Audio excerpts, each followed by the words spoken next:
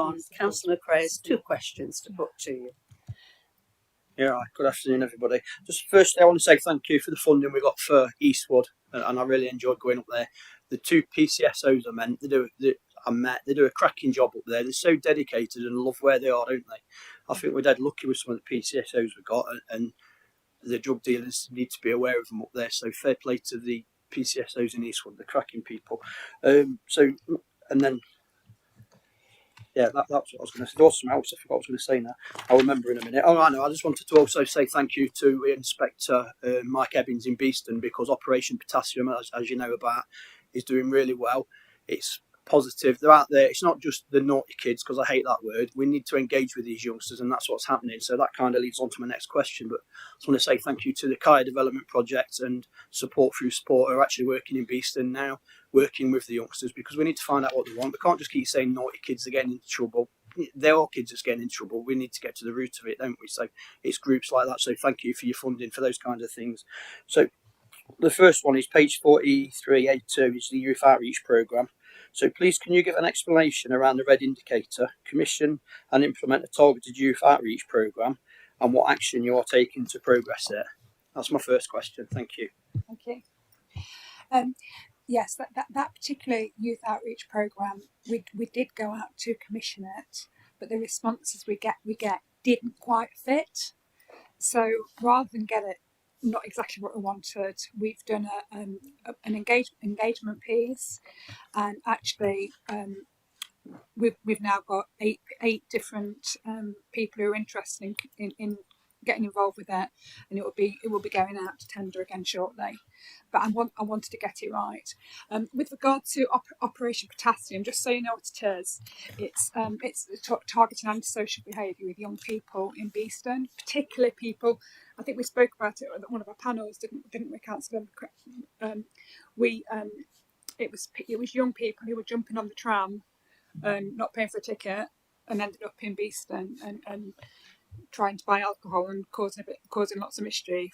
So there's been a really active crackdown on them, and a crackdown on those people who are selling alcohol to them that shouldn't have been. So it's been there's still more to do, but we are all over it. I say, and the important thing I think is talking to the kids as well. I know there's these groups out there, like you said, that put ideas forward, but I think it is important to talk to the kids on the parks, that's on the streets, because they know what they want. We don't, do we? And I think if you talk to them, ask them what you want, then sometimes you can fit in your services around what they want. But getting them to tell you what they want is quite hard. I've got a daughter that I say, "What do you want?" "I don't know."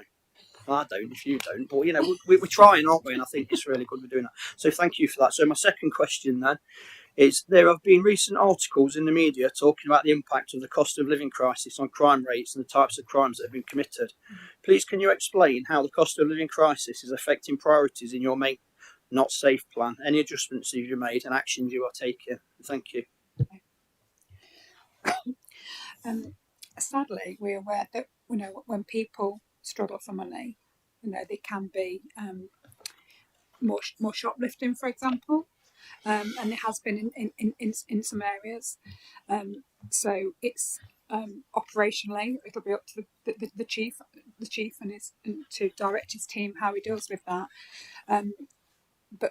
But we are always revisiting. I think one of the things on that as well is some of the supermarkets and that, when they catch people, they just let them off. I don't know what we can do about that one to encourage them to ring you guys up, because sometimes when you let someone off, they're just going to go. It doesn't discourage them, does it? They're just going to go around the street and do it again, because they know if it's under a certain amount of money, a certain shop will let them go. I think it's educating the shopkeepers as well, but I don't know who would do stuff like that. I don't know. We're already are doing stuff with that, with Shopwatch and the radios and the bid work that we do, the Business Improvement District. It's not ideal to let people get away with stuff, because then they'll carry on. And actually, some of our most prolific shoplifters, for give an example, in Mansfield, there was 5 really prolific shoplifters. They were all given, and I'm going to get the term wrong. Was it dispersal? What's the dispersal? Dispersal orders. 4 of them broke it. They're now in jail. You know, they're all over it. Thank you. Did you want to come back, Councillor? No, I was going to say something I shouldn't, so I won't say that. In that case, thank you.